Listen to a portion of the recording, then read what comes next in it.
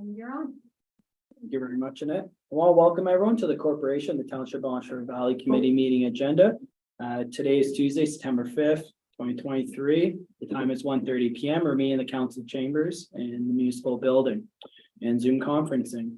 Is there any additions to the agenda? Mayor Murphy, Merv, Tracy? No. John, and I don't have anything to add anyway, so could I have a confirmation of the agenda, please? Yep. Mayor Murphy, all those in favor? Perfect, thank you very much. Is there any pecuniary interest or the general nature thereof? I do have one for item number 6, so let me read it. And B, Yeah, so I'll be declaring a perceived conflict of interest of the committee in regular council meeting this evening. For correspondence B, item number 6, subdivision request for extension. At that time, I'll be turning over for discussion on item number 6 to Merv. So besides that, was there any errors or omissions with the previous minutes of the council? Seeing none, could I please have a approval of the minutes of the previous meeting? Merv? John, all those in favor? Perfect, thank you very much. We do not have any delegations today, so I'd like to move on to reports. is Daryl joining us? No, okay. If there was any, did anyone have any questions from Daryl's report that you'd like to direct to Annette? No, I didn't. It was pretty substantial with all the QMS stuff. He did say we needed to make a motion to accept the report. Do we do that here now? Council, That's at the regular council, yeah. but that is like, if anybody had specific questions about that QMS report.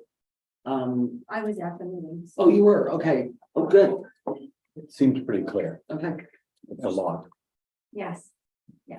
Welcome to the wild world of water and sewer. Thank you, Walkerton. I saw the guys working like 12 hours, I think, the other The night. break. Yeah, But they had the two breaks, the one on Bonshire and the one just downtown Lights. Okay, besides that, we'll move on to Jason Zor's report. Jason, thank you for sitting in the gallery. Hello, everyone. As you can see, we've been keeping up with our speed sign data. We're trying to get as much information for traffic volumes as possible. I still don't believe in numbers. I thought it'd be higher, sorry. But I think, remember when I said even I slow up when I see it? Yeah, I don't realize quite what a heavy foot I have. Really? And I will accept the cheekiness from my colleague. Sorry. I don't My bad. realize until I see it and I think, oh, I should have been paying more attention while I was driving. And I think that's where we're getting maybe skewed results where, you know, I call it the Let Cemetery Speedway. And you see people there in front of you and they're flying. And as soon as they see that sign in North Algona, they slow right down. Same with Fourth Shoot, Yeah. Road. Yeah. But the one on Let's is permanent. And I I forget that it's there. So it is, I still think we need the speed spies. Yeah. They don't, something like that. I don't know, something for our next budget, perhaps, Jason. Sure. Anyway, they were just surprising to me with some new with this though. Yes. Thought they'd be higher. The storm sewer pumping has commenced. It's not quite finished, but we're kind of just a fill in. This is emergency calls and that kind of stuff. Our line painting has been completed. It looks good too. That's yes. Like even our parking lot looks good. Summer students, they've been going on our student list and they have accomplished a lot this summer. It's very surprising. So Jay, do they get anything for this for high school? Is there like a partial credit? Is obviously they're not volunteers, so they don't get their volunteer hours, but They used to, Jen, with COVID, during COVID. Yeah, I was gonna say. They used to there's a get it spec- for working. Yeah, really? Yeah, they did. My These ones- boys did. yeah, one of my summer students, like Yeah. when they worked for us, they got a credit for it as well. Which Okay, was great, Did I we, think it was did we great. ever get any co-op students? that was my next question. No. Okay, Was Sarah a co-op student when she arrived? sort of. Okay. She was an in, That was a An that was a intro- placement. yeah, it was a- Secondary. yeah, just very short. Okay. But we used to have co-ops at the county. And then it sort of fizzled out, and I don't think the co-ops were going very well in each high school, because even we don't have a co-op at Murphy's Auto. But it seems to be ramping back up, and we're now getting co-ops back at the county. So maybe something for us to look into, at the very least with Opeongo. Yeah, yeah, it just dawned on me that if this is something that they want to, does the OYAP program still exist? For apprenticeships? Yes. Oh, it does? So, yeah, like would those hours count towards an apprenticeship in construction or, something that they'd like to go into in the trades? I'm sure it would in the trades. Yeah, It's kind of hard here, right, because we. Yeah, there's just so much that you couldn't let them do, right? That would accumulate like like for any of your diesel drivers, right? Because your age requirements as well. yeah. And what But did that's, It's 18. you know what, Yeah. but if you signed them up, if they were at the age that you could sign them up for OYAP before they graduated high school, the Ontario College of Trades allows for more things under supervision. And I know that this is a big ask of you and your team, because it does take willing hosts to train, and that can take away from day to day.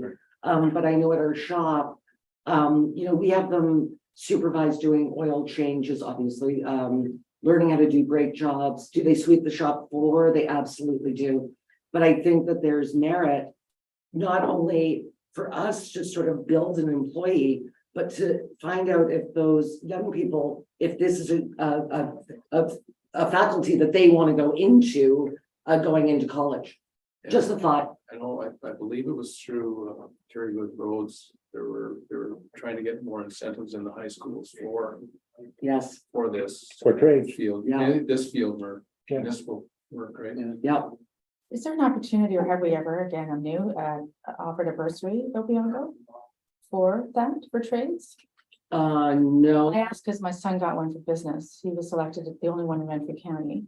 So I'm thinking, so something, the county, after Expo 150, we have a legacy fund. Yeah. And there were bursaries that were handed out to various high schools for various things. yeah.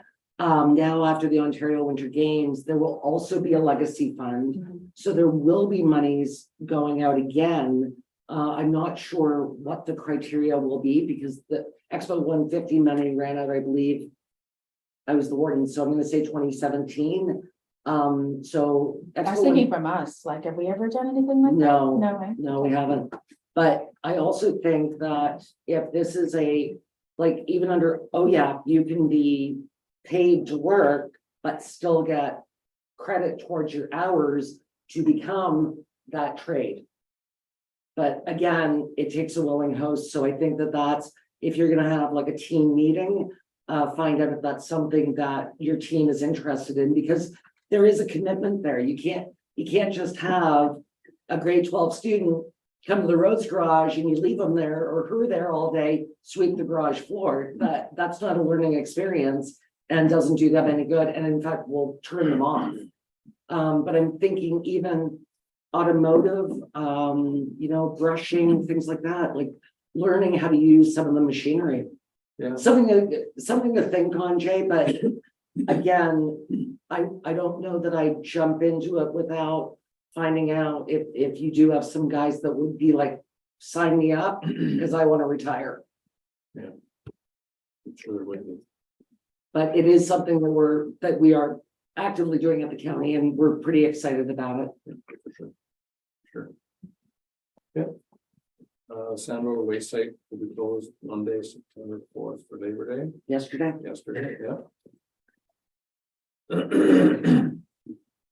Mondays and Thursdays, the summer hours of snow drifters have ended on Thursday, August 31st. They've been running since May 23rd, and traffic volume was 426 vehicles. And out of those 426, 189 free vouchers were used. Are those 426 unique users? Or is that every time someone went to it? I would say that would be every time. Every time?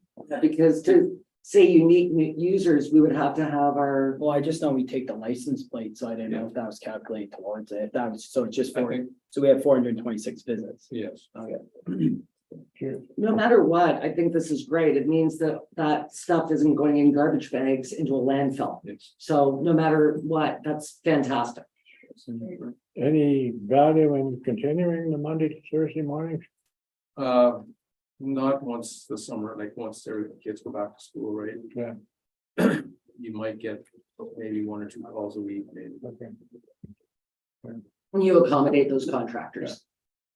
And we have, yeah, and we have a discussion point Yeah, on we do. 14 on Yeah. that as well. Yeah. A decision to make.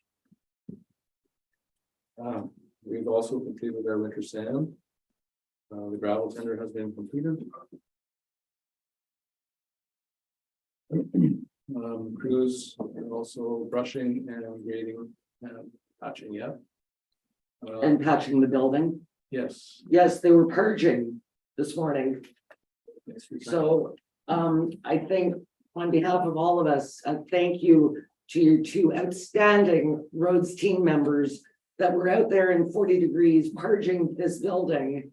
And, when I said, please guys, go inside and take a break, this weather's beautiful. So I did note that they did have water and one of them did come in for a couple of minutes, but, yeah, outstanding work. It looks good too. It does. I asked the employee if they were available for home use. Yes, the gentleman that did that is very handy. Brent, did you have a look at that stop sign? Yeah, Our looks, brother credit looks union? good. He did an excellent job. Yeah, I saw them quick cutting it the one day, so it just looks a lot better than before, that's Yes, for sure. We were driving by while he was doing it. Dave yelled, because I was driving and Dave yelled at Danny. He's down there like, it does look good though. So it can Yeah. only look better. I think that was like 4 years ago. It's been on my list ever since. So eventually I saw you guys getting used, getting it done and no, and everything else on like looks good. But I've thought of it. There were a couple that I thought of, but then by the time I think of it again, the shrubbery's grown up. So you don't even notice it anymore. Yeah. That's right. We're also still replacing culverts, also added to that list, Shaven Lake, I believe, last week. They changed 4 culverts and dug out 3 more. Just to shake them out, get the sand out of them, and then do some ditching, so everything will also be flowing better there. We had some issues up there last year on Shaven Lake, the side of the road washed out and because the culvert had blocked. So, replaced it. Also, we were reaching out to the property owner on Burger Road to see if they would agree to a cross culvert being installed to redirect the water in the spring. That's gonna help them though, I hope. There's a ravine there, so I don't think it's going to impact Okay. them at all, because actually the water actually goes across the road anyway. Okay, that's not the property I'm thinking of. Okay. No. Birch Road. There has to be a name change for that road. Severances are being finalized. And because of where the driveway is, Birch Road would be, have to continue from a different point on, and the resident on that road would be affected by that. So, if the Birches would like to submit 3 name choices, and then council could consider what names would be soon. They have to go to the county though as well, right? Just to make sure that we're not That's right. like, cause I would love to have it, maybe Murphy Road. But there's Murphy Road and basically all the So municipalities. you don't have a Patrick Street? Right? How did you get that? And John Street? I used to live on Sanderson Road, hey. Yeah, have you seen the sign in your living room? Yeah, What the heck? You're right. I've never thought of that. Now, John Street was easy though. Okay, so with number 12 and number 13, Number Yes. 13, is there actually a Harry Dick Yes, yes, person? yes, Okay. it's, Well, there was. yes. still is. So, Yeah, okay, so here's, how many people live on Harry Dick Road? One, just at the Three. end. I thought There's there were. three, there's three houses. Okay, Okay. okay. So my only challenge with renaming, and I get it, how many times a year do you replace Harry Dick Yeah. Road and Hussey? Do you ever replace Hussey as well? Of course, okay. And I mean, it happens all over. People are children. Anyway, I'm in favor of these name changes, and I get where Barry and Donna's is like it's a problem or a challenge, but the only thing is they will have to change everything. Their driver's license, their health card, their mailing address, they'll have to change things with CRA. It's not as easy as just slapping up a sign that the county makes for us. It's a big process, and I just want to make sure that all the residents, it doesn't affect Verges right now. No. But it will affect the 3 residents on Harry Dick, and I just want to make sure that they're aware it's not, So, it's a process, so Mr. Dick actually lives, so there's 2 houses side by side. right? So they live in the first house, Okay, and one of the grandsons, I believe, is in the main house in the farm. okay, And I was talking to him and he said they want it changed. okay. it should just be as people are taking the sign. But why don't we just can you just weld the sign to it? Like how long, like how hard? Okay, so they have, Is can I do Is this? it just bolted on right now? They're both- Okay, But we- Painted on a rock. we've concreted the footing of the pole. I believe Bill Kennedy put grease on the pole so you couldn't climb it. Squirrel friendly. I think our roads department has gone above and beyond to Riveted- make sure that riveted this, the- How riveted the many, bolt. how many, it's be multiple Right. signs here? Yeah, yeah, So, it makes But I sense. think if Go through the that residents process. bearing the name are in favor of it, let's do it and. I was just concerned that a non-family member lived on that road and would be like, thanks, Bonnechere Valley Council, now I have to change every piece of ID, all your credit cards, everything. You have to do an Canada address Post change, has a hard enough time as it is. right? Yeah. So I'm just saying like it's not as easy as just slapping up a. Yeah, makes sense, man. I'm good with like move forward in the direction of Yeah, with the 3, and that's fine, just come back. yeah, but yeah, if everybody on the road's okay with it, then. Probably make your life easier too. So, Perfect. I just think of all these people on Dundas Street in Toronto, No, and that's, they're gonna change the name of Dundas Street, which is a majorly long road in Toronto. All those businesses, all the hotels, Can't imagine. Maple Leaf Gardens, like all those, Ryerson changing its name and the implications for that. I thought that had died. well, they were still talking about it at AMO, I don't know. But so as long as everybody's okay, yeah, I agree with Brett, I'm all for it. It'll just make life easier, and I'm sure that they can find a perfectly appropriate name. Although I think having a name named after you a road named after you is so lovely, and it's kind of sad. Yeah. No, but Verge Road is remaining where it is. Yes. It's just the offshoot. yes, Yeah. Gotcha. Okay. Perfect. Let's move on to item number 14, Jason. I Yep. I spent the first year and a half of my very first practice living in Swastika, Ontario. No. I've been to Swastika. Perfect. Jason, go ahead.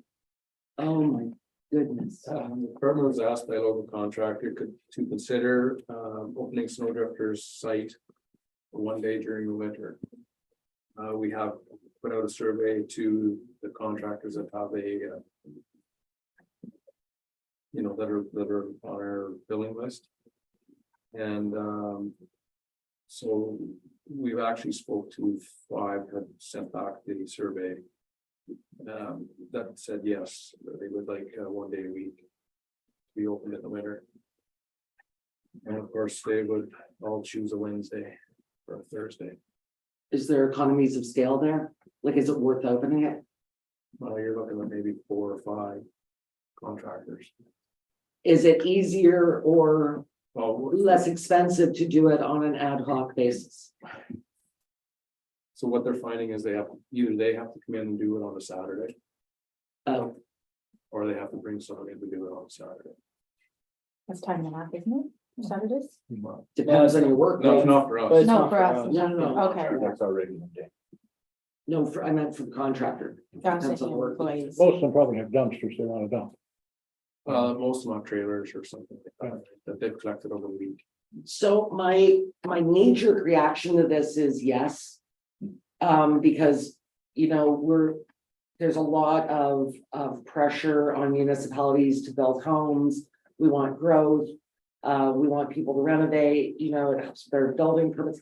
There are a lot of pluses outside of just paying a wayside employee to open sand or open snow drifters. My reaction to this would be yes, but to monitor it, and if it's not used as often as some of these contractors think, could we put it to every 2 weeks?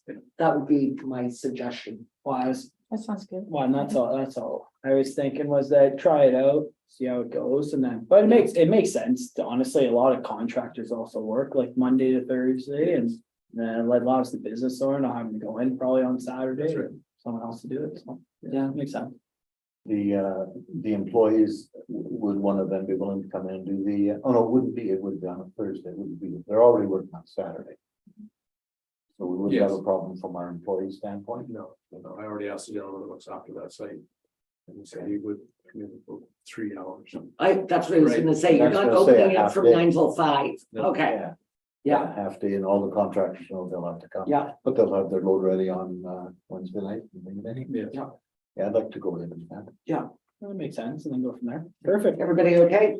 Any- Staff directions all right in that? Perfect, Anything else, make it Jason? happen. Nothing for me. Perfect. Anything else from council? Perfect. Jason, have yourself a great day in this beautiful weather. Stay cool. Oh, just before you go, I just wanted to mention, it's in my report, but 512 is now an $8.85 million job. 8.85 million, Yeah. gone up from 6. Perfect. Have yourself a great day, Jason. Thanks, Thank Daryl. you. Then Daryl, and when you're going by. Tag him in. I just wanted him to know, because I know that he was feeling bad about pricing and stuff. like Actually, it's that. amazing. I drive through it pretty much every day. And they had 3 stop sign attendants today. But no, it's amazing. There's one ditch I drove by. I'm like, I didn't even know there's a ditch there. Or Albert. It was like so covered and I was like, wow, that makes sense. It's just looking at it, so. Yeah. I don't go that way, but they're at it full bore now. Yeah, this thing is fast. Oh, yeah, yeah. Yeah, Shuffles were, they're ditching and culverting. And That's done. they've been doing that for the last week. It is. Oh, sorry. yeah. I wasn't sure if it was yours or David's. Daryl, welcome. Go ahead, sir. I'm just not being with Jay. It's good in It's here. beautiful. Yeah, Tracy's living large over there. Are you hot, Daryl? You want a fan? I want the fan. So we'll jump right into the monthly fire report.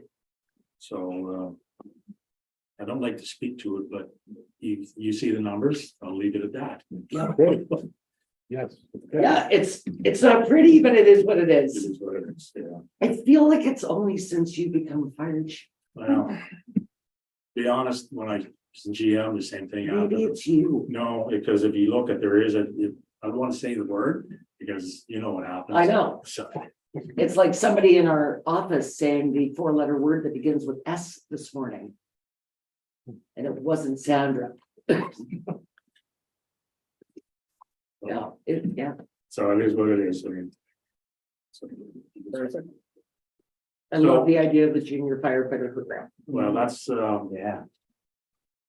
it's something that, when I was in GM, they tried it, it didn't really fly, but I think there might be a bigger avenue here. It's going to, enhance the firefighters, because what I wanted to do was come in and do everything that the firefighters do without going to a call. When they're in training at nights, don't have them coming in, just sweep the floors, get them to get hands-on the tools. How Put them old up. is it? Okay, We're gonna go 15 to 18. good to know. So we just had this conversation with Jason, and when I read your report, I thought the same thing. Go and start recruiting from Opiongo. Yeah. Yep. Right? I'll add one to your list right now. Yeah. And it also could go, I believe they still have to do their community service, their 40 hours. Yeah. Yes, So they can go work towards that. And then the goal is that at the end of their, when they turn 18, they may, if they're gonna hang around, they may just, we could get a somewhat fairly trained person. or they may choose to become Yeah, but exactly. They could a jump. into- firefighter in an urban area. Yes, yeah. But they've got a platform for it. And again, much like I just said to Jason, it gives these young lads and young ladies the ability to say, yes, I love this, Yeah. or It's not for me. don't put an SCBA on me That's ever right. again. Yeah. Honestly, it makes sense because it's a area that you can go after for recruitment as well, that maybe we haven't really touched upon as well, like as often. And it makes sense because you're building those life skills. It gives them, whether like say a permanent job in their 25 or 30s later on. So Exactly. you're training them out of high school. Honestly, it's great for a resume and it's great just for life skills. Like So- it makes sense. Many So- kids don't know what they want to do yet, so Yeah. at that age. right? No, you just want them to work. Yeah. And that's it. Yeah. So. So whenever I come back next month, I will have more, I'll have this framework. So I'll show you, because the one thing I needed to have, first of all, was I needed your blessing. That's check that box. Yeah, no, Make it's, sure. it's Consider it fantastic. And then, It's a great and then idea. use, especially if you're grade like 10 to 12, you can almost do like, as you said, like a bursary or whatever. Yeah, that's or fine. something like I that. think yeah. it'd be great if we could do Especially that. as it gets established and there's more of an uptick on it, then Yeah. it makes sense. I can help you out with some teenage boy recruitment, so let me know. You know what else you could look into, Daryl? Does the Soul Gen have an apprenticeship program like, oh yeah? I do not know. I do not know either, and I wish I'd thought of this before we went to AMO, because I would have asked John Pegg. Oh, What is sorry, Soul Chen? Sorry, what did you just the say? Solicitor General, Okay, sorry. yeah, it's okay. Yeah, I'm gonna report on, Stay away. Is that the 4-letter word beginning with S? no, that was. No, I will report on. And at my delegation with the Solicitor General later on. Okay. But we did brief Carol so that he knew we might not be the most popular township. All right. If your program's in place and I'd be happy to go with you or on my own to maybe to the high school, Opiongo, and make and go through the guidance department there and speak to people. It'd be a wonderful opportunity. Also, I didn't put it in for my building, but I'm gonna touch on something similar when I get to there. So that's good. So I'll move forward with that. So the fireworks shoot will be going ahead on the 23rd. Trying to change it. It was a logistical nightmare. So it's gonna be, I think the community development and rec are working on. And that's got a report later on Okay. for us. Okay. Yeah, an update as of, it's late breaking news as of this morning, or as of lunchtime. Hot off the presses. Yeah. Perfect. Yeah. So last Wednesday, this has been in development for a while, even a few years back. They were trying to get a regional training center in Renfrew County. Previous chief in CNL, Chuck River, he hit a wall with the legal end of it. But for some odd reason, the current chief was able to push it over. So as of October, we now have a regional training center. Good. So this will impact our staff development budget next year. I'm not sure exactly how much, but it is going to, now that we have it, we want to make use of it. It's something that the chiefs for many years have been trying to get done. So we can send them out there, train them towards your mandatory certification. We do have a chiefs meeting tomorrow night, so I'm gonna get a little more information with the chief. And we'll pull aside and not all courses have to happen out there. We can move them around the county. But it is a win for Renfrew County. It definitely is, and I know that previously, the concern was that it is a secure facility. And when I say secure, I mean that when county council goes to CNL, we have to register that we're going. We have to give like 8 pieces of ID, a blood sample, or firstborn, it depends. No, it's a very secure facility for very good reason. And so I know that previously CNL said absolutely not. Because every time you guys came in, you'd have to be, but I think, and I said this years ago, why don't they just keep a roster of you and your ID in a file, much like an employee, and give you a badge that just says fire chief? And, or fire, firefighters. Now, I do think every time you send a firefighter there, you are going to have to do that. There's going to be a certain amount of registering and making and vetting and I agree with them on that, but I applaud whoever finally made this happen. Because I know that we've been trying to have a regional fire center at Algonquin College for 8 years, 9 years, so this is definitely, so congrats to you and all your colleagues. And it's just on the other side, like you just go through the security and it's to the right. So I Yeah. believe what they're gonna try and do is coordinate it off, so fence it off, so once you're in there, you're in there, Right. so you cannot move. Oh, so you wouldn't go through the main and then, They still might have to go through the main gate, but once you go down to the right, because they do have a burn house down there now already, they got classrooms Yeah. already set up. But once you're in that compound, you're locked in, so you can't start wandering.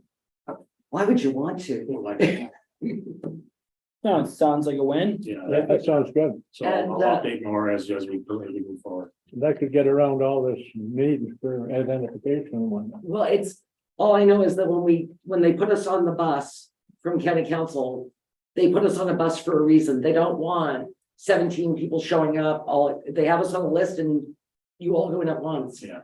Before you're done with fire, I'm just gonna give this update for my report. Yep. So county council approved the cost of the fire radio dispatch system be split amongst the 17 participating user agencies, with the weighted value assessment share being used for the calculation as opposed to equally sharing. For Bonashire Valley, this means that we will be contributing $14,459.07 instead of $21,184.84. Per annum, Yes, no, initial One time? startup that's cost. the initial startup and then we'll have to revisit licensing, Yeah. right? Licensing, yeah. So my question is, when do they develop this weighted thing? They just like that call volume? No. That's how we divide up taxation. Oh, I see. So, I mean, you could call it population, but that's incorrect. So when we first received this, every single partner, so that's 16 municipalities. Well, 16, and then the Algonquins. We're going to split it evenly.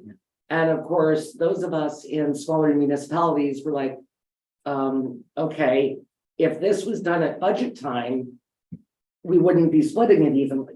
It would be split by weighted assessment. And so that's the motion that was put on the table last week, and that's what we voted on.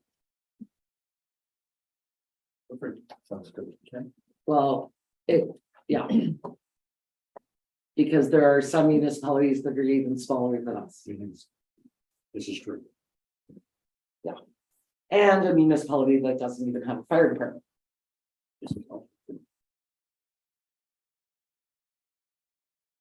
Any more on fire? Okay, so we'll move on. Do you want my report on the delegation? Do You want to do that? you want to hear it? Sure. All right, I wasn't sure now, but it does pertain to you and it Yeah. doesn't matter when I. So that night. Also, we had 3 delegations on behalf of Bonashire Valley. Once again, we met with Solicitor General Michael Kersner and Ontario Fire Marshal John Pegg regarding firefighter certification and the community risk assessment report. Again, we were told that we are misunderstanding the certification requirements, legacy funding, and grandfathering tools. It was noted that we received $944 for legacy funding. The Solicitor General Michael Kersner seemed surprised at this. Fire Marshal Pegg also indicated that he didn't care if the community risk assessment report was written on the back of a napkin, his exact words. These concerns were spoken about in the hallways and the frustration was evident. It will be interesting to see what other small municipalities do in the near future to be in compliance. So where we're misunderstanding, I do not know. Where our fire chief misunderstood the requirements for the community risk assessment, I do not know. But to sit across from the fire marshal and have him actually use the words, I don't care if it's written on the back of the napkin. So. I don't know what they're planning to get out of this particular report.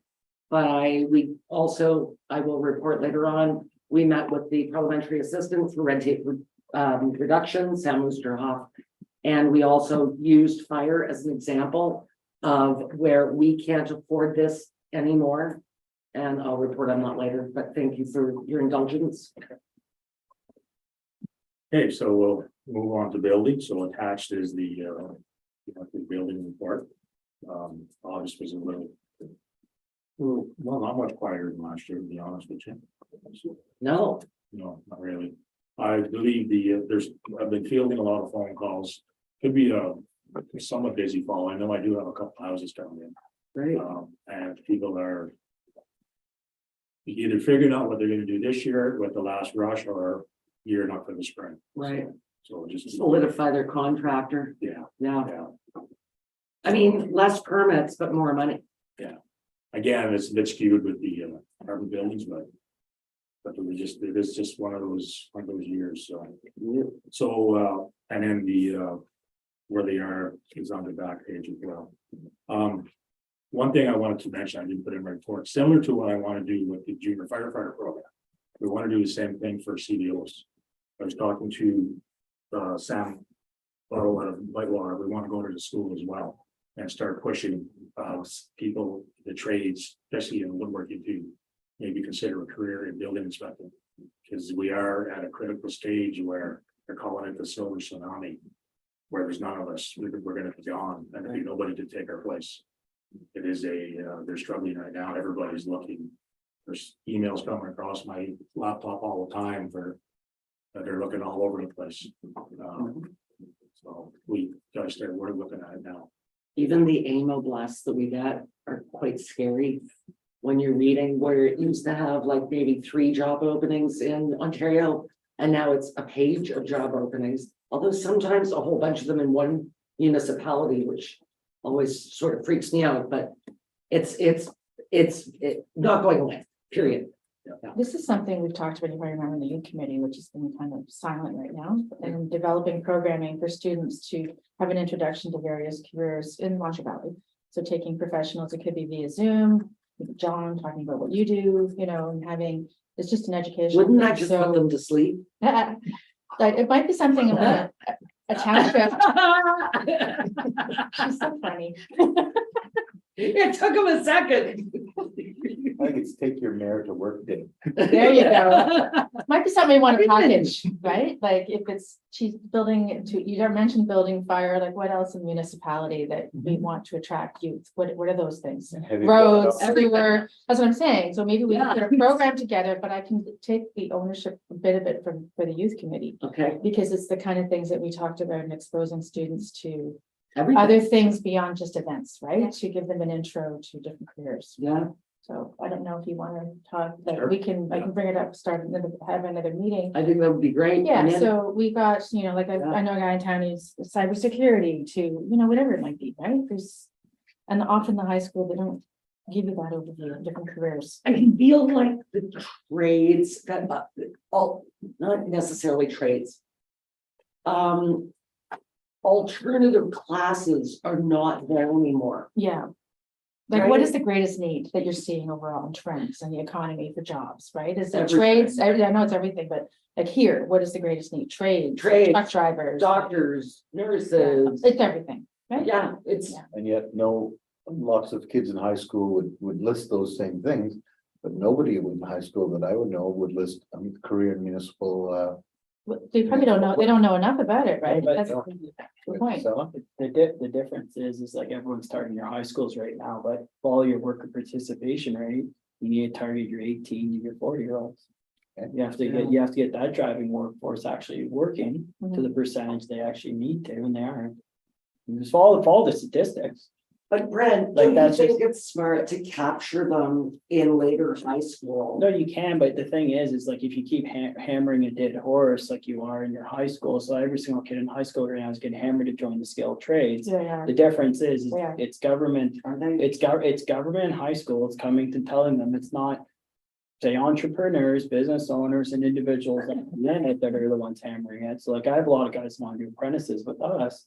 The difference is, and that's because I've done co-op with them and I've talked to them, I show them the business end of it. You're And, mentoring and what you have to do, and you have to take that aspect nowadays. But like the approach, in my opinion, is I think it's great that they're pushing the skilled trades, but the thing is, they should have done that in the nineties, and we're working our way backwards. That's why I said, like for the CBOs, I'd be going after your 20 to 40-year-old carpenters in the area and seeing if they want to work a day a week or the steps for it, because that's your market. Because like if a high school kid comes to a job site and they've only been on really only a couple houses, then it's gonna be a lot harder, I would say, like especially the experience end, because in building, there's so many different various codes and the enforcement end from the township. I think for our due diligence, you would want that, say 30-year-old, 40-year-old, 50-year-old, 60-year-old to have an additional person to support you as well. Like that's what I agree. CBOs talk to every municipality. It's a dying breed. But I like Jan's idea that you're planting the seed when they're younger. No, Because and I agree. yeah, they don't know what it Because- is. They don't know if they can walk a day in the life with Daryl, right? Take a high school student, you take them to work. I don't know what they have that program, but the gap is the kids don't know what it means to But- work a day in the life of a career. But I think when we're looking at it, it's a dual purpose mechanism. Yeah. So if you want to do a co-op with the township of Montreal Valley, we can give multiple streams. So we can do Yes. administration stream, Yeah. we can do a road stream, a Exactly. firefighting stream, building official stream, and that's how we have to look at it. So Yeah. a placement with a high school student is a 4-month placement generally. So you can have a 1 month with Daryl for the CBO, I you got love 1 that. month with firefighting, 1 month with roads. The biggest thing is and the thing is lining up and yes, exactly. But lining them up to actually having a recurring summer student. And that's why I said, Yeah. like, when it comes to like, it's a recurring summer student. And then you That's- retain them that's and you've good. got them for You 4 years. retain them, you whatever that train them, is. and I agree. I think you could develop someone into CBO. Yeah. That is a huge field. I have a carpenter that wants to be a CBO, one of our ones up in Bancroft. He's getting his next class. Well, that's the thing, but he's also 60, he's getting tired on the tools. So he wants to go into that, and that's why second you're, career. yeah. You know, that's how I got into it. Well, and that's the thing, you're gonna hit a point, but like, no, I agree, I think we should look on it, and I'm open to options, but I think it could go hand in hand with your firefighting. I think I like what you said about the different streams. I know we're coming into a planning session soon and strategy. Yeah, I that's true. personally, I would love it if we could do something built in for youth that addresses what you just talked about. Well, go ahead. CBOs they must have an apprentice They program. do, we have a mentorship program. Okay, Yeah, where you bring someone on and there's an overlap, there's Klaus Tross just went through it in Laurentian Valley. okay, He was stayed on for a year, there was an overlap, he brought someone in, he had previous experience in the industry, which is what you look for. Because there has been some people that have just gone out, wrote the exams, passed, got into the seat, yeah, and they struggle with the contractors because they are so black and white right. that they just goes, that there's no gray and there needs to be gray. It's not just about the schooling, it's about making sure that you're dealing with It's a each soft skills. contractor or home builder or. Okay, that's interesting, but I also like Brent's idea of multiple streams, including admin. Yeah, Like, connect the net, It right? could- Where are you gonna but- find it? But the thing is, it included, man, it include some of the areas and communities that fall under council as well. yeah, That's what I'm saying. It's like, it gives options and eye openings. And then when we're talking about like, so like CBO for like, so if we find someone is in university doing a program that's suitable towards it, it's just giving them even the summer experience working with the CBO. And the thing is like, I'm fine if we want to put in our budget to have more summer students outside than what the government is getting, that's fine. It's a budget item. We could put in 1% of tax base towards recruiting more people to work side by side with CBO doing your task, roads department, whichever. It's just a line item that we have to review. So It's that's why mentorship. I'm open to it. Well, like that and- thing. I know, I was listening to you and it sounds like you enjoy building Build-A-Bear, right? You take them as a co-op, you keep them on, and then you mentor them through their apprenticeship, and we've Yeah. done that. We've done that so much at Murphy's Auto. One of our mechanics opens his own shop. But I also, if we're going down the stream where the mayor gets an apprentice, Could They have to have a driver's license. they need to be fully licensed and be able to drive my Tahoe.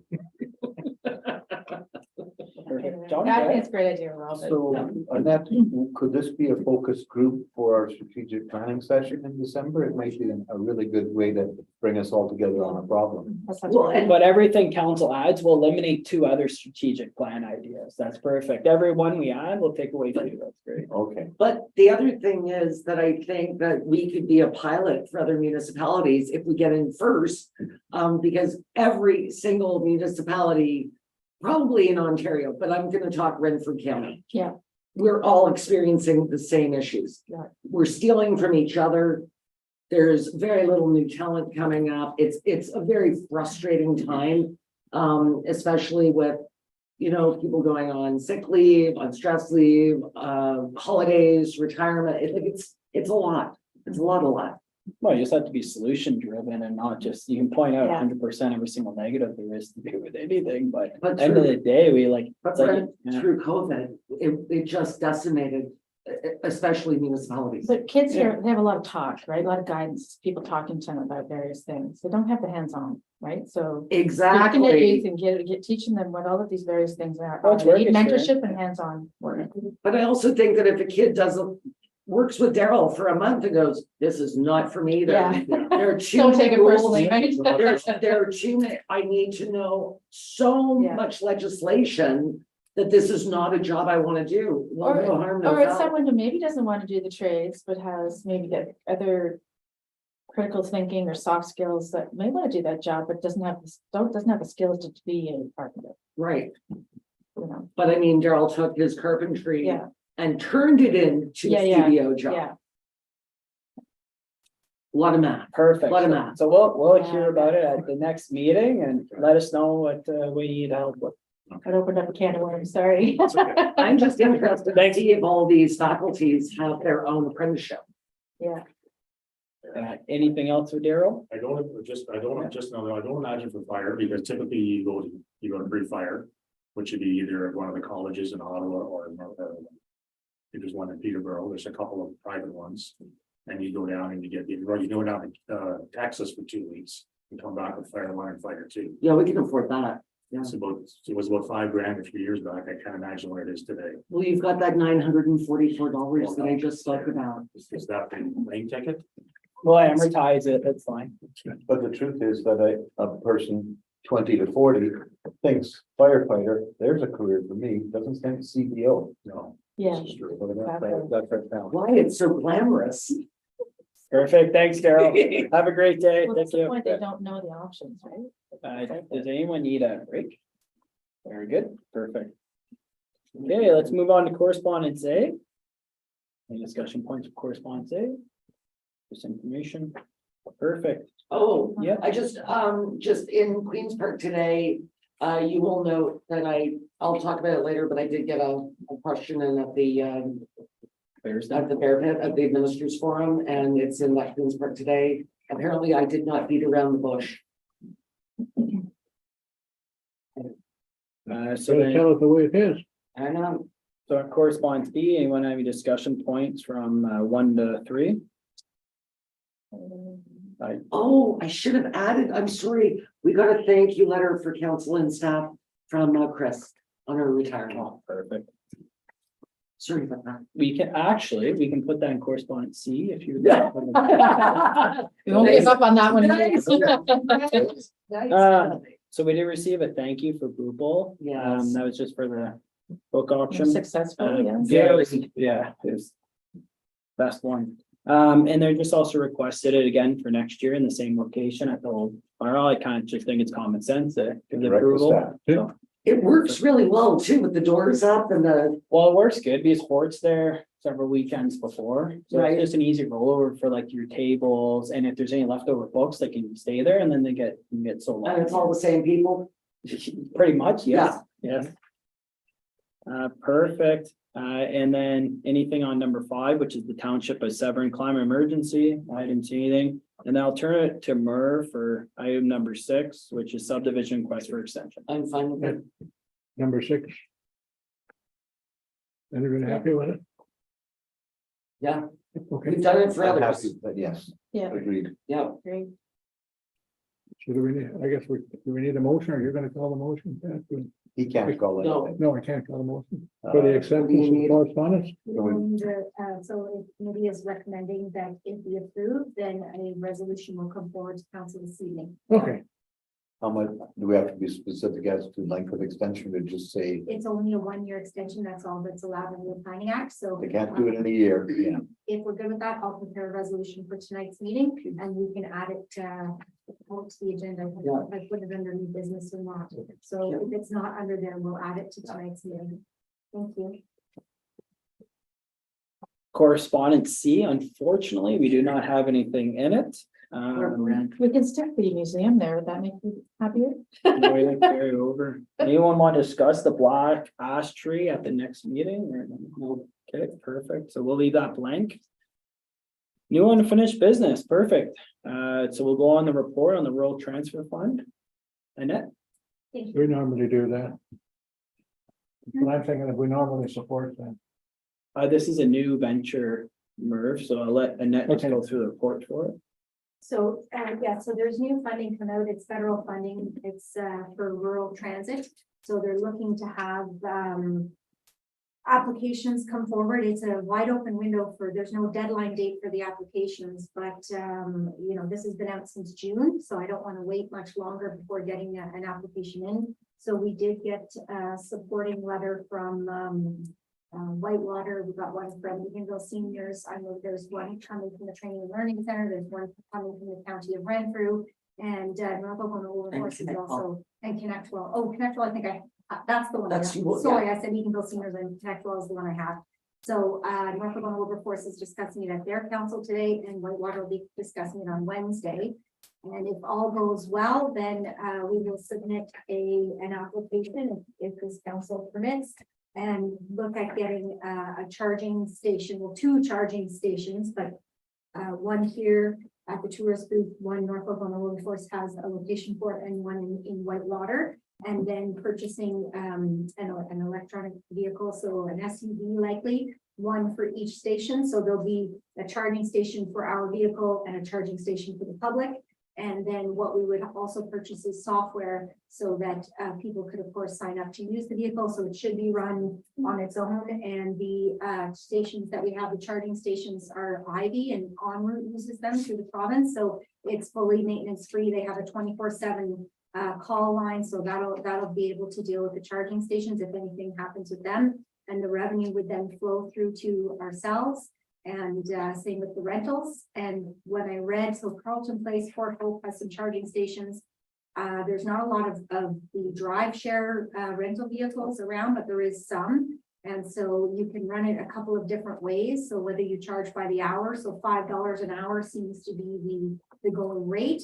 You can also have people sign up as a membership. So you've signed up here ahead of time with your membership, and that all goes into the system. Because otherwise, how do we know if you're just going to rent the vehicle there? You kind of already have to have signed up somewhere through our software so that, they've looked at your license, they've looked at everything, they know who's taking the vehicle. Is this a self-checkout? Yes, Oh, that's so really it'll cool. all Okay. be, Awesome. it'll all be taken care of by itself. So, the only thing would be the software. They may have to input all that stuff online, and it may be an approval process. And then some people wouldn't, so it's $1 a month is some of the membership programs. And then they were offering a lower rate, so $5 an hour for the average person, but they were offering a lower rate of, $2 an hour. If you could prove that you were low income, or if it was for seniors, or if it was volunteers. So if we have people in the community who are volunteering, taking seniors to their appointments, and I'm saying seniors, it doesn't have to be seniors. It could be someone also in low income, or someone who doesn't have a vehicle, or somebody Medical has care. accessibility issues, or Medical care, Yeah. cancer treatment. whatever it is. Yeah. If you're a volunteer driver that's working with one of those programs, we may want to set up a special rate for those individuals. Because they're doing it of their free time. I know in some instances, some of the senior programming, like rent for home support, I think Eagle Seniors, maybe they give, I don't know if they give them some mileage or something like that, but this would be a way to sort of support that programming, because we looked at public transit, and I mean, to get buses and routes and all of that sort of thing in a rural area is very difficult. But at least it's a ride share, and if you have a vehicle, let's say you have a vehicle for your family, but the odd time you need a second vehicle, because I'm taking it to work, but you need it for an appointment.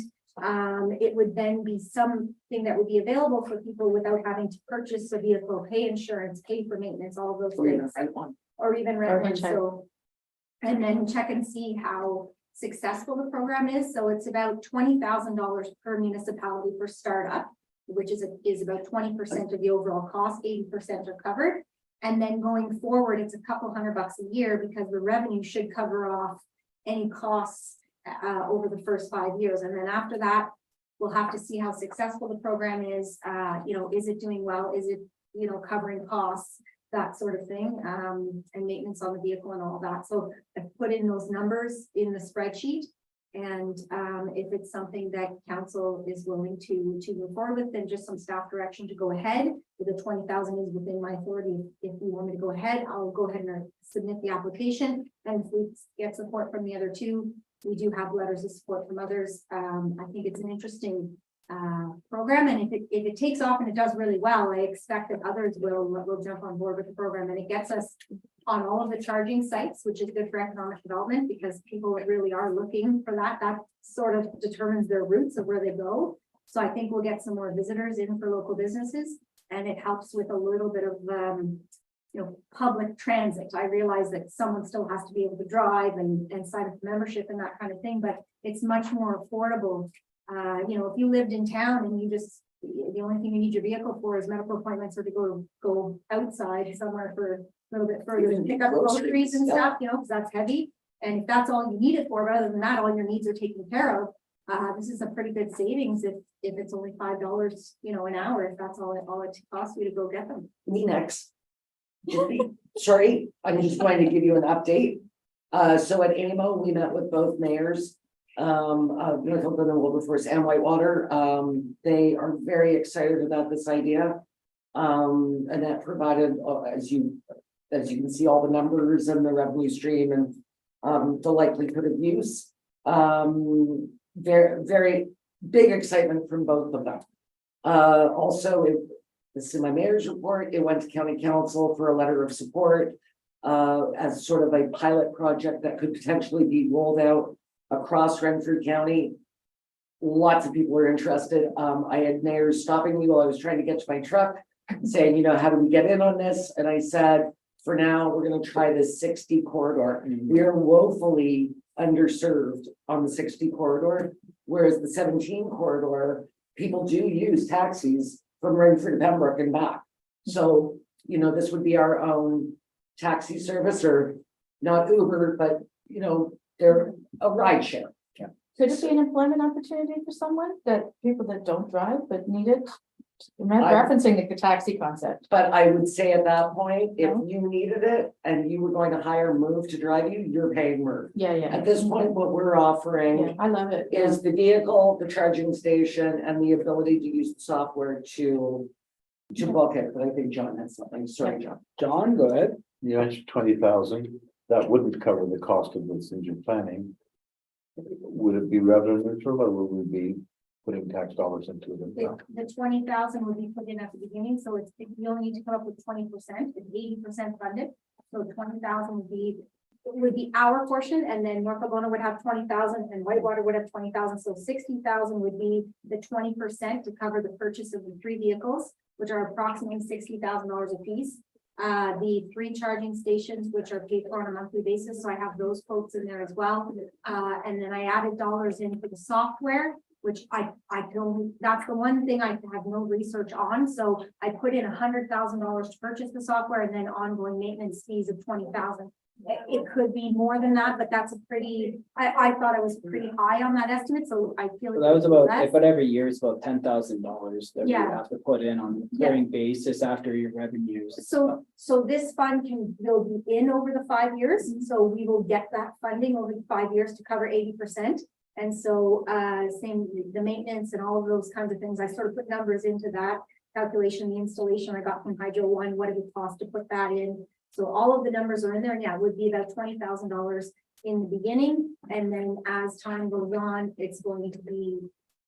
We won't, because the initial investment, purchase of the vehicles, that'll be done. It's minimal dollars to be spent every year. And then the revenue is gonna offset most of that.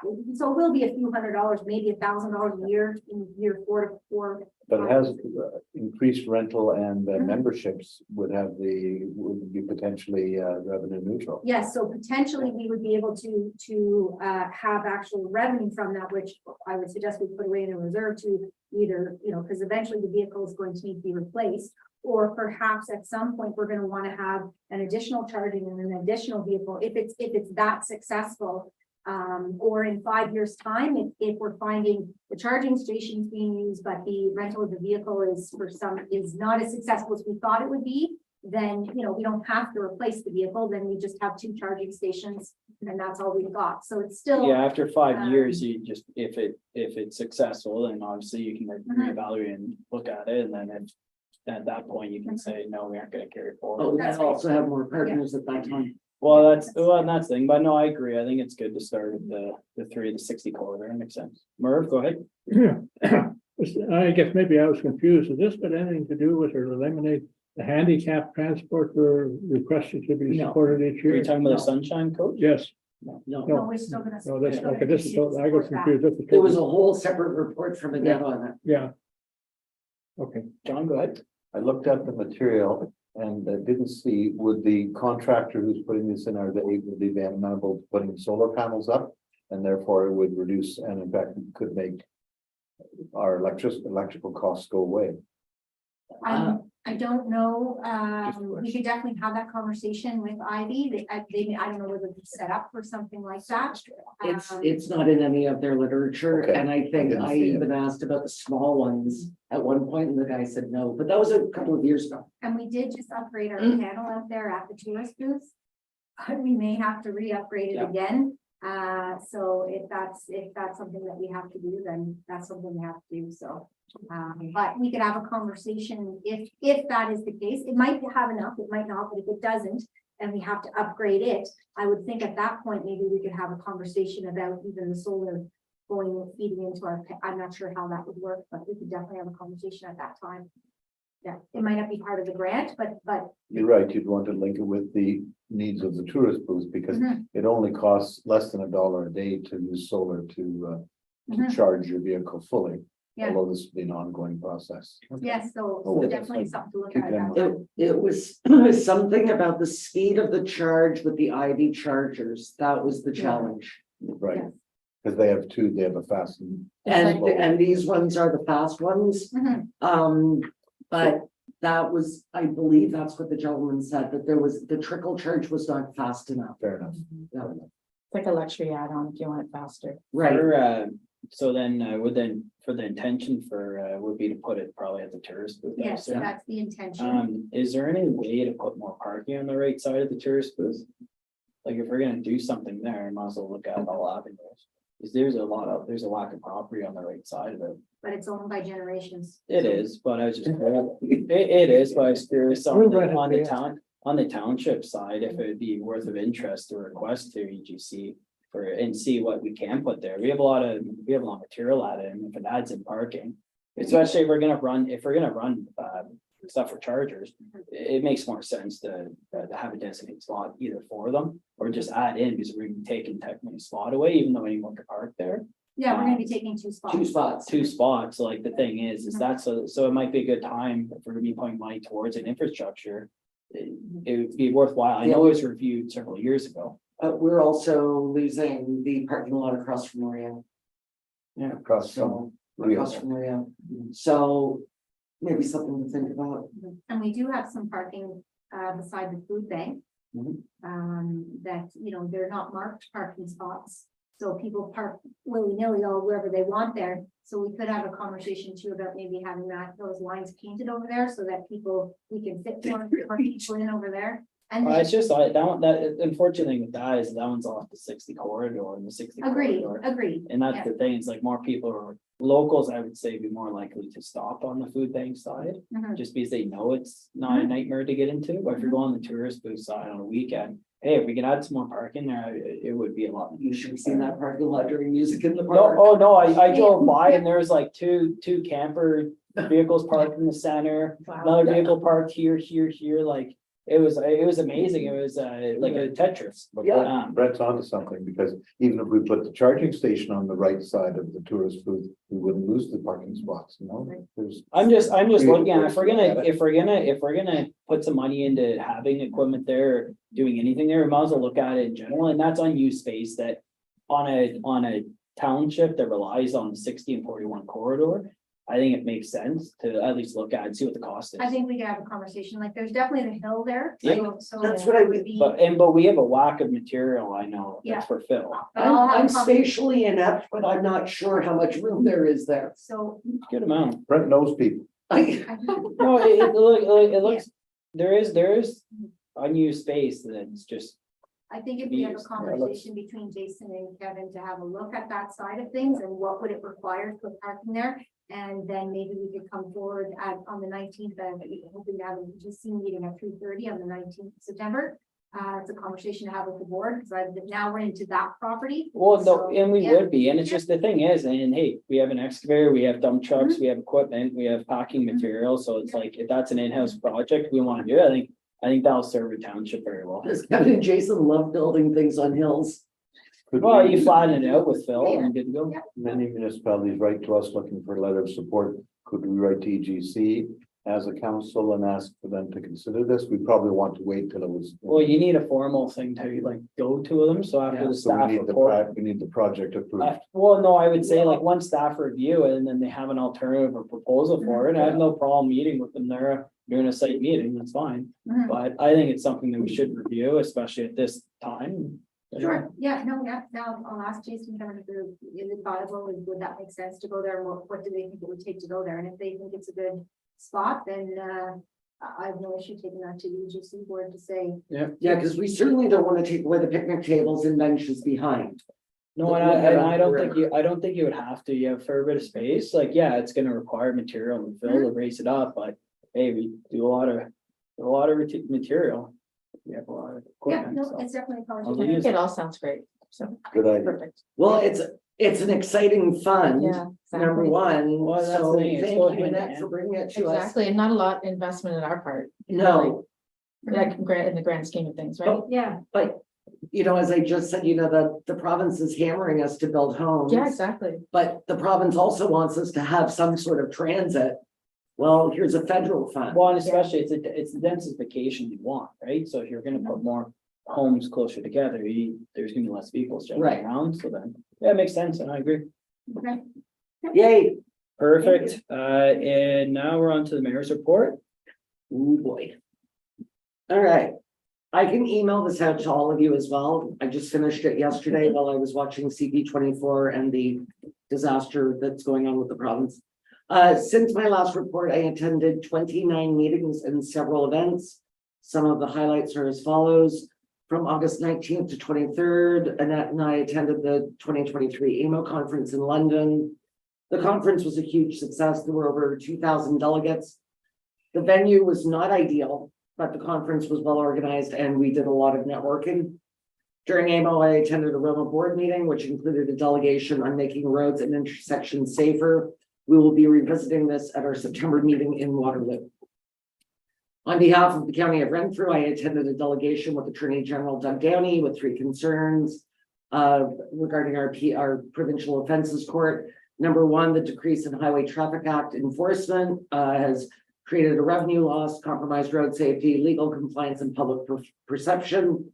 The fact that we don't have enough justices of the peace has created a backlog. And because of that backlog, quite a few offenses have been thrown out because they like to keep them within the 18 months, and that hasn't occurred. I am praising my report here, but I will email it to everybody. Annette and I also had 3 delegations on behalf of Bonnechere Valley. You've already heard my report on the Soul Gem. Our delegation with Parliamentary Assistant Sam Oosterhoff regarding red tape reduction was very fruitful. Not only were we given an additional 10 minutes, PA Oosterhoff's policy advisor posed many questions to us. We indicated that reporting costs are reporting cost our municipality approximately $150,000 per year, which is about 4% on our levy. When asked if reducing reporting would increase our exposure to liability, Annette very astutely answered that we could use those monies for initiatives that would reduce our risk, for example, making our roads safer. We also cited our delegation with the Solgen and discussion regarding certification of our firefighters. We know, would that money not be better used in outfitting our firefighters? We also had a delegation with the Minister of Energy, Todd Smith, regarding the FIT program for our dam. At the time of the FITs, we were given 25 years, but new FITs are now 40 years. We are trying to find a solution considering our dam is always in need of repair or upgrading. Mississippi Mills and Renfrew Hydro also provided us with support letters as they are in, could have been better written, as they are in similar situations. Setting these dams provide clean energy, but they are also vital in flood mitigation and maintaining water levels for sustaining fisheries. And I will be honest, the minister and I, this is not in my wheelhouse, and I believe maybe not in his.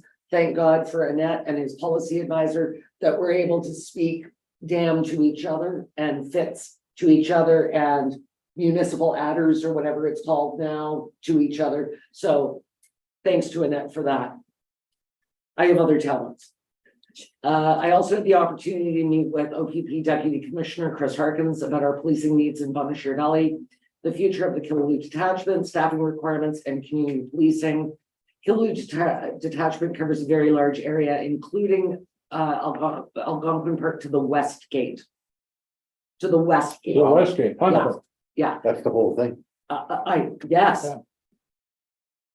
Things you didn't know and you No. didn't necessarily want to know, right? At this time, we have a small office in our fire department for officers to use for paperwork, etc. If feasible, it would benefit our area to have a satellite office, possibly in the new paramedic base. Unfortunately, to have this level of service, there would be an increase in our OPP costing. It's called something and I couldn't remember what the darn thing was called. I'm not sure if Annette can. It's an upgrade of some sort, but in any case, I'll get the actual name. I will be meeting with DC Harkins and his staff at a later date. And I do owe Stephanie a phone call back, so I gotta make note of that. At the Ministers Forum, I was fortunate enough to follow a question from Burlington Mayor, and actually she is the chair of the Ontario Big City Mayors, Marianne Mead Ward, who asked Minister of Finance, Peter Bethlen-Falvey, about granting municipalities an ability to have other revenue tools. My question of the minister was, the city of Toronto recently proposed a 1% sales tax to help with their deficit. If approved, would you consider the previous report to add 1% to the HST, known as local share, to put monies back into our local economies for much needed infrastructure requirements? And the answer was basically no. I can provide the answer for this entire forum if you'd like to read it. It was very interesting, especially when my friend Jim Pine turned my microphone off.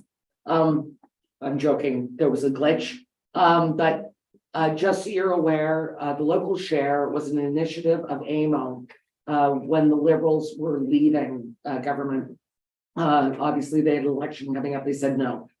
The HST has never gone up. It has only gone down. And the idea is the HST is ability to pay.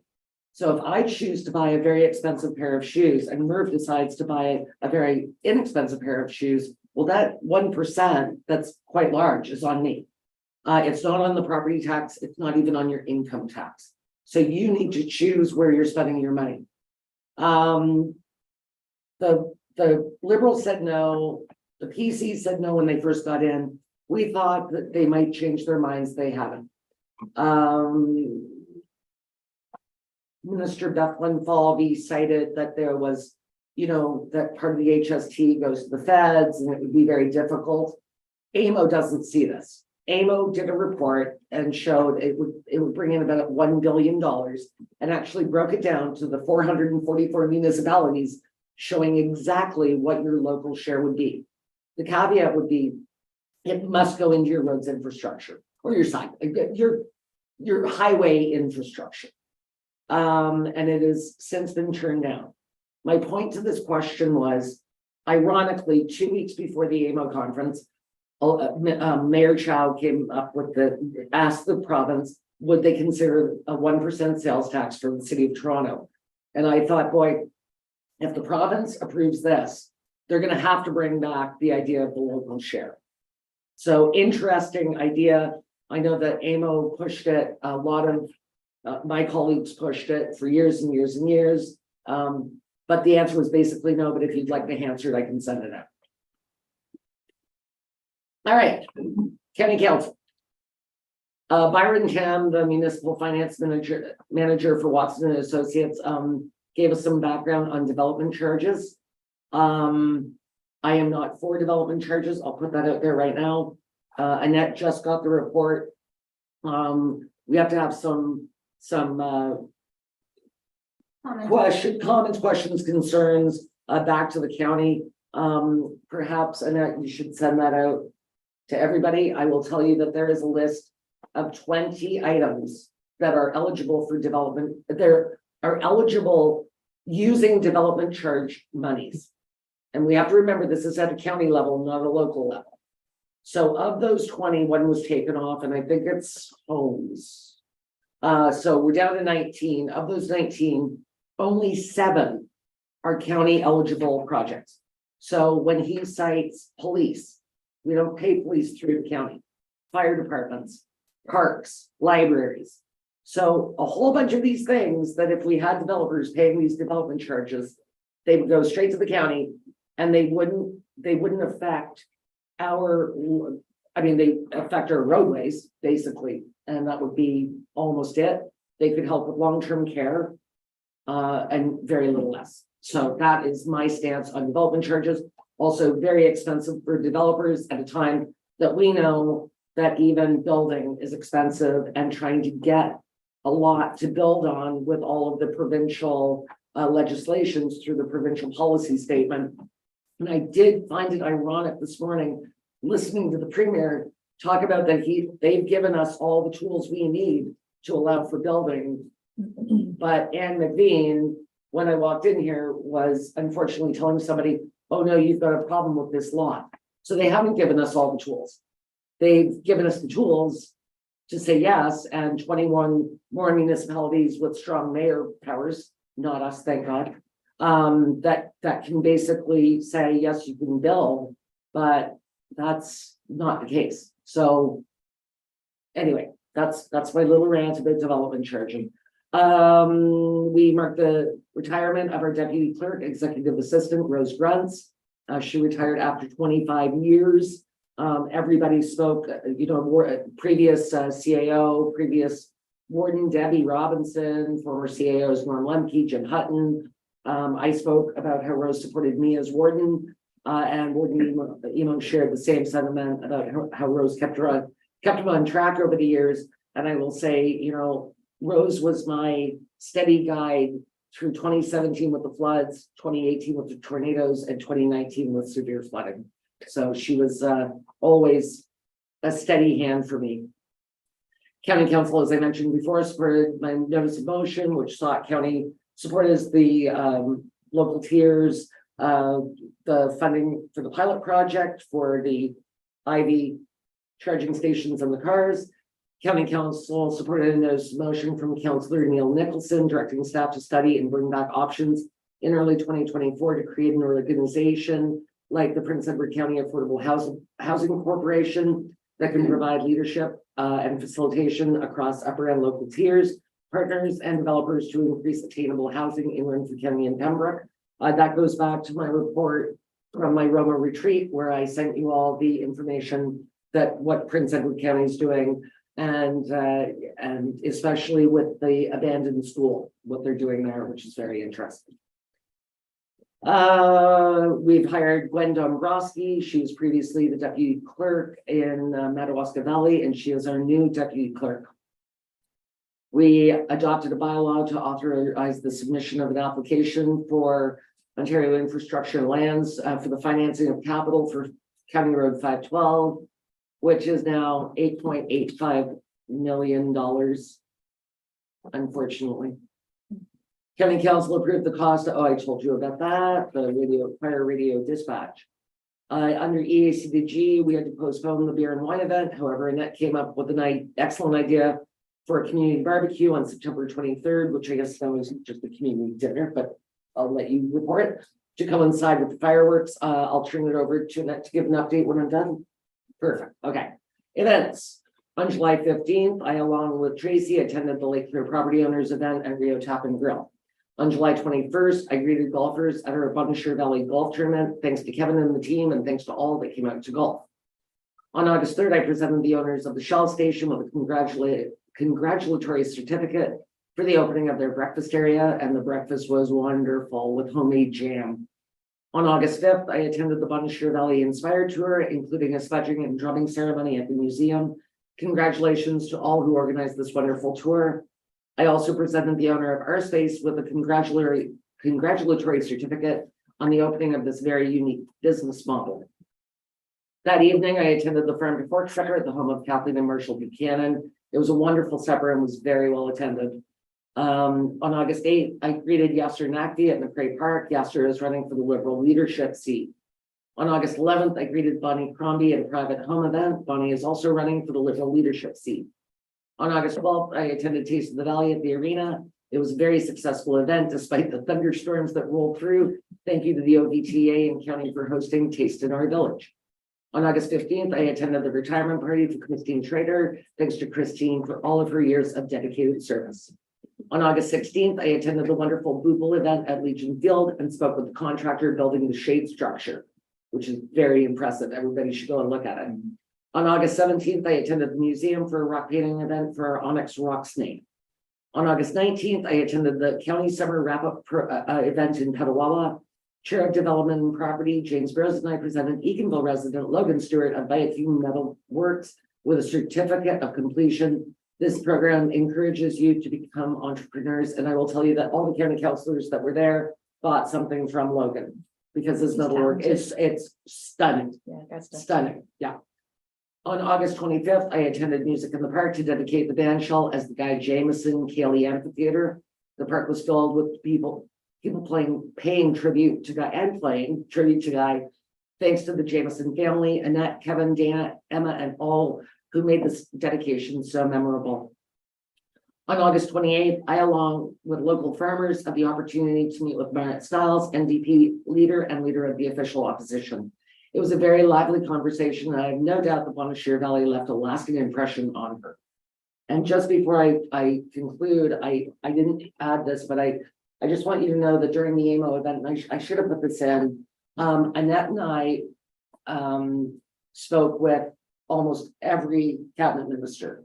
We spoke with Stephen Lecce, Monty McNaughton, Lisa Thompson, Graydon Smith, obviously we met Todd, Doug Dan. Yes, and I will tell that story quickly. We met in the hallways. We basically spoke to every single cabinet minister. And, after the bear pit, I said to Stephen Lecce, "Ooh, you got off easy." He goes, "I know." So it was, it was nice to see people and chat with them in the hall. But I will say that I don't like to blindside ministers before the bear pit. So I always try and meet up with them prior to say, "I have a question for you," and just give them a précis of that question. Unfortunately, we hadn't seen Peter Bethlenfalvy at all. So I'm assuming he had tons of delegations. But Doug Downey and Annette and I were walking in together, and he said, "Are you asking me a question at the bear pit?" Ha ha. And I'm like, "No, I wanted to ask Peter Bethlenfalvy, but I haven't seen him." And Doug goes, "Just tell me your question and I'll tell him." And so I told him. Anyway, so I get right up to the mic. Doug Downey's in front of me, but Peter Bethlenfalvy's way down at the other end. So I'm mouthing to Doug, "Did you tell him?" And he goes, "You're good to go." So I think the minister really appreciates that he knows where I'm coming from before I get up there, because I think that, and if you read the Hansard, I feel like there are a lot of gotcha questions that the ministers, even if they wanted to answer, they're just not prepared for them. I mean, questions that are really from out of field. And the idea behind this ministers forum is that you don't ask a question about, I'm not supposed to be standing up there saying, "Buckinghamshire Valley has a problem with this. We need this." It is supposed to be province-wide.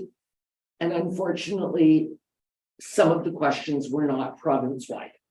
And it got a little messy at times. So I think it's always good if you know the minister.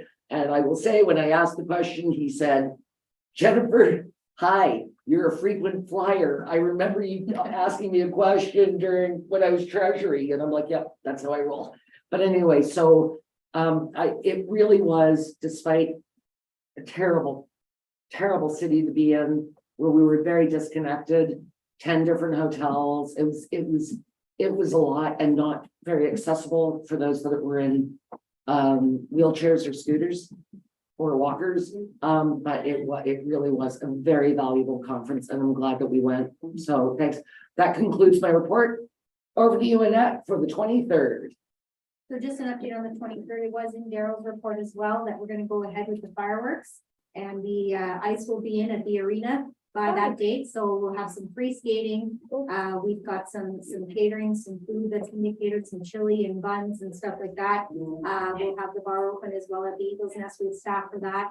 And we have a couple of musicians who are gonna come in and play. So we'll have music, skating, food, drink, and some fireworks afterwards. So it'll be about 4 to 8. We'll get it on social media and get it in the paper next week. But if the fireworks weren't moving and there was no longer an event on that date, we just tried to put something together and sort of say goodbye to summer, hello to fall, because that's the weekend that we switch over seasons. Yeah. So hopefully people will come out and enjoy some food, some song and some fireworks and some free skating. Sounds nicer than the wine tasting, almost to me anyway. It's more inclusive and family oriented. I think people will appreciate that.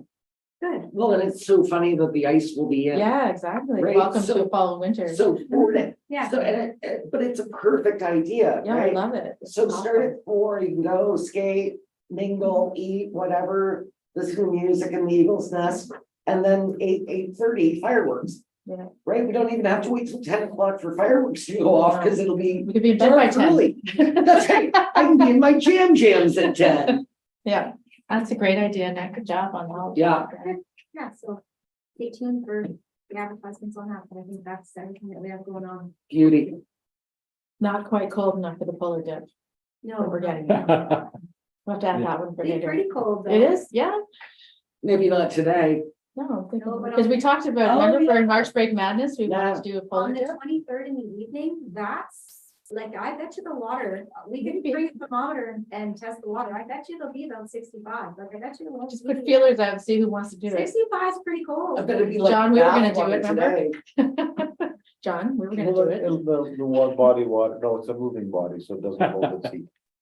It will be, it'll be Yeah. chilly. It'll be chilly. Sure, yeah, we can nominate you to go swimming. It doesn't bother me. I like it cold. Like, I don't think I'll. So do we have a name for the event on the 23rd? Goodbye, summer, hello, fall. Goodbye, summer, hello, fall. Did anybody have any questions for me on I know I kind of sped my report. A lot of information there. It was a busy couple of months, man. It was a busy couple of I months, guess, but wow, and they say the mayor's job is part-time, yeah. Yeah, no. well, it's not full-time job. No, it's full time. Yeah. But when you have a successful conference like that. But even driving home, we were exhausted and it took us 8 hours to get home. But the conversation in the truck, you could tell, like we were buoyed by it, especially about red tape reduction. Mhm. That was very You interesting. think you got somewhere? Yeah, you never get an extra 10 minutes. Literally, delegations are 15 minutes long. At the when you've got 5 minutes left at the door and you're wrapping it up. That knock never came. Actually, which minister said, why are they knocking at me? That was Kersner. He did not like that. He didn't want to be interrupted. We were in a flow. So yes, I would say because Sam and his policy advisor were so interested in what we were saying, you could tell they read the briefing. Well, the situation, look, I never knew that. No, I think there have been a lot of promises made, but not a lot of hard evidence. And I think, when you think about that, what did you just say about the 1%? Oh, for hiring summer co-ops, apprentices. Well, we're spending 4 on reports. How many of them get read? Right? Yeah. How many go and sit on a shelf somewhere that never even get looked at? And look, I think reporting is important, just the burden of some of the reports. And when our poor fire chief comes to us and says, I need to do this report worth $40,000, and then you have the fire marshal saying, I don't care if it's written on the back of the napkin. Like, you obviously didn't put it out to the fire chiefs. Your ministry didn't put it out to the fire chiefs. That, it's on a sliding scale, depending on how big your municipality is. So, but yeah, I don't know, did you have anything to add? Lot of networking. So do you recommend, like, the next one's in Ottawa, right? Yeah, Do you recommend us as new counselors go to that? whatever you want. If you think that I can take you to delegations if we get any. Yeah. But you might get a lot out of the plenary sessions. Unfortunately, Annette and I I think you made it to 1 or 2. Yeah. Because Rudolph's one was fantastic. I still have to review that with Jason. It's got some really good ideas for 2 people that already transitioned. And we're not transitioning until 2025. right, So I got some really good Oh, tips. for on- recycling. I believe got it. some really good tips on what to do to prepare for that, so you don't get hit later on. So anyway, I will discuss that with Jason, but that was very useful. so because I had county delegations and municipal delegations and Roma, I got to 1. And it wasn't very much information, so. But Next year, John. yeah. Yeah, and if you enjoy conferences, it's a lot of work. It's good networking. Yeah, but it's, 7 in the morning till 11 at night, and even supper time, you are still talking municipal, and you can get into some really great conversations with other people or people in other parts of the province. And then you realize we all have the same issues. We're all in the same world. We are, and they might be different levels, but it's basically, we're creatures of the province, and these are our challenges. So, yeah, Perfect. Well, thank you, Mayor Murphy. thank you, Chair. Refreshment. Kirshner is the minister of, He's the Solgen. got it. You did tell me that. Thanks. It's a lot of things. No. He's the Solgen. Sorry, Doug's the attorney.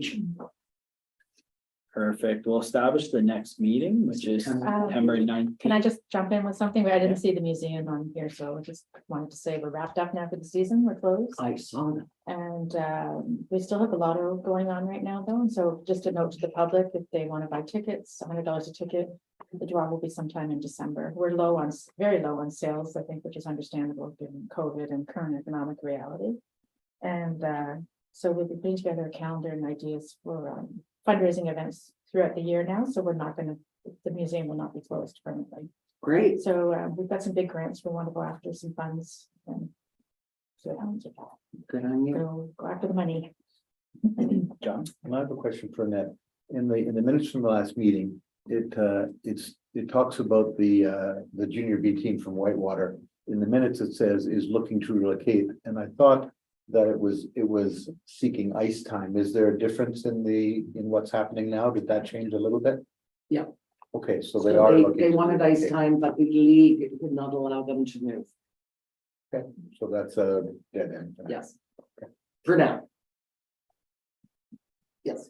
Perfect. So next meeting, September 19th at 1:30 PM. Media session. Perfect. Closed session, none. And could I please have an adjournment of the meeting, please?